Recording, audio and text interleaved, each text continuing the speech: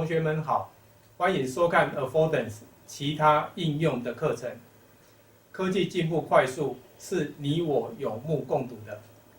特别是在网络、电脑和手机的发展，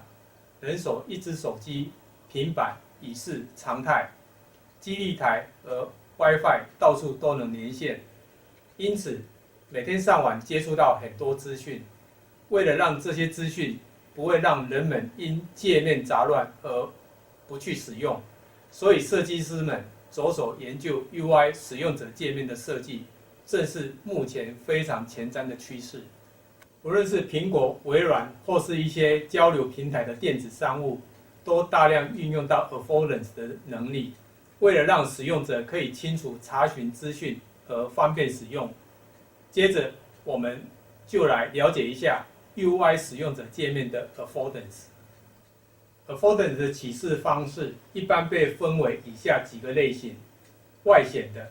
内隐的、隐喻的、模式隐喻的、假的以及否定的。我们会详细介绍每种类型的启示。首先介绍的是外显式的 Affordance， 简单来说就是画面上很清楚的标示。以此图为例，当选择好之后，除了下一步没有其他的按钮能选择，用户可以很好的被指引。此图案也显示 Affordance 的功能，模仿物理的光影，做出凹凸立体感，让我们对物件有了感知，像是给我们暗示一般，因此自然的产生可以点击的反应。外显示 Affordance 在此两点特别重要：一，那些不熟悉技术或不经常使用 Web 等使用者，不太能在过去接触到许多 Affordance 的模式，所以他们不太能通过设计模式判断 Affordance， 或是对独特或创新的界面，也同样产生不知道怎么使用的问题。因此，这时候应该大量使用明确的 Affordance 来操作。二，还未有明确特定的模式来传达操作时，例如手机上的一个动作，向内挤压关闭，向外挤压展开。当还不清楚是怎么回事时，设计师会采用外显示的 Affordance， 让使用者一目了然。再来是内隐式的 Affordance。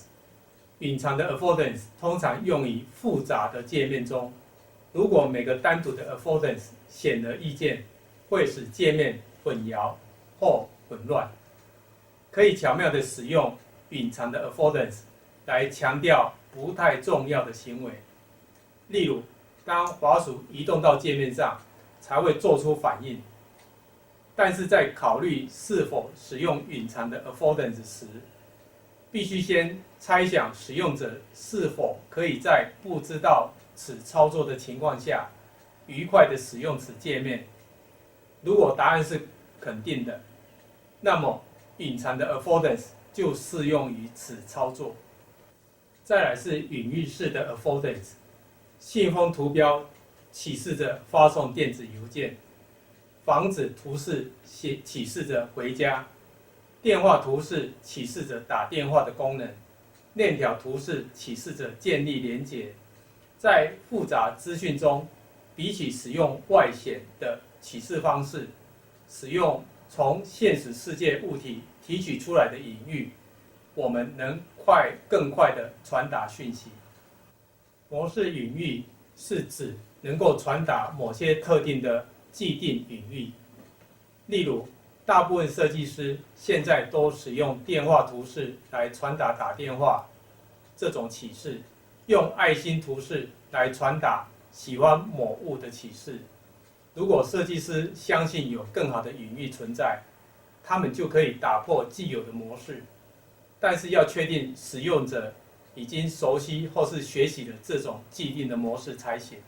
细想爱心图示所能传达的丰富启示如下：一、爱心图示可表示喜欢某种项目；二、保存我喜欢的项目；三、可以在我的账户中访问所有我喜欢项目的集合；四、在使用者增加某个项目时，可被通知已经喜欢过此项目。5. 对此项目来说，这是个积极的手势。6. 爱心经常被理解为爱或者喜欢的象征，通过被持续用来传达某些特定的和喜欢的相关的启示。爱心图示开始在交互设计上被用来传达这些语义。接下来介绍 false affordance， 看起来可以点击或是有什么功能，但是却什么都没有反应，或是做出预期之外的动作，都可以称作 false affordance。此功能应该尽量避免，以免让使用者不知道该如何使用。否定的 affordance 常应用在当使用者还未做预期的动作之前，不能启动下一个步骤。如图，因为名字没有输入，所以没有反应。只要用于引导使用者或提醒输入有错误等功能。以上就是 UI 界面比较常使用的 affordance， 大家不妨尝试的去某些网页或 App 等界面使用以上的这些 affordance， 寻找设计师隐藏在界面中的某些功能，或许会有意外的惊喜。在这里做个小统整。外显式的 affordance 使用在想让资讯都清楚表达在界面上的时候使用。内隐式的 affordance， 当界面已经有很多资讯了，为了避免杂乱后是隐藏一些次要的资讯，让界面保持干净。隐喻的 affordance 运用简单的图示代替外显式的文字叙述等。模式语义的 affordance， 一个图示的语义有既定的意思，也同时有很多相关的意思。false affordance 是看起来可以点击，或是有什么功能，但是却什么反应都没有，或是做出预期之外的动作，所以不建议使用。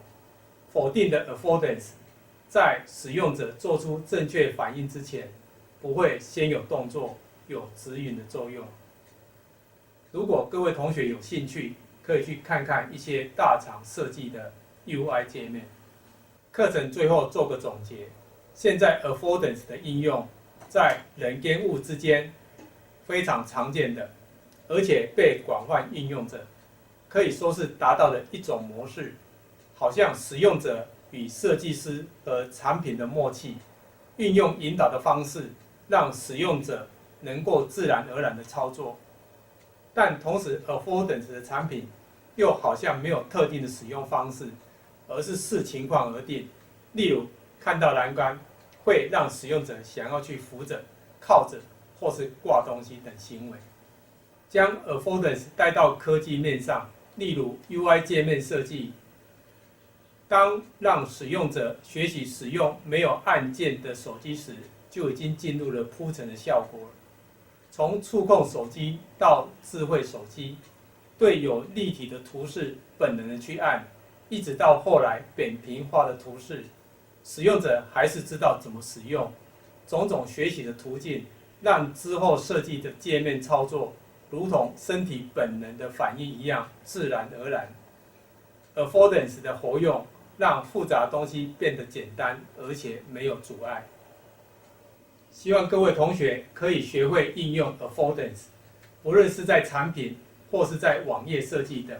都可以通用。最后，谢谢各位同学的聆听。